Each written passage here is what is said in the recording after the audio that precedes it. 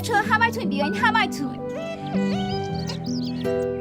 یالا یه صف درست کنین، بی نظمی نکنید، همتون تو صف. زود باشین، همتون بیاین، زود باشین.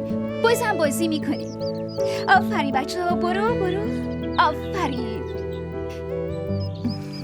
آفرین به حوصله‌ای که داری. هیچ وقت از اینا خسته نمیشی. همیشه لبخند به لباته. چرا باید خسته بشم دختر؟ اینا خیلی دوست داشتنیان. با دیدنشون لبخند میاد رو لبام. بچه ها رو دوست داری؟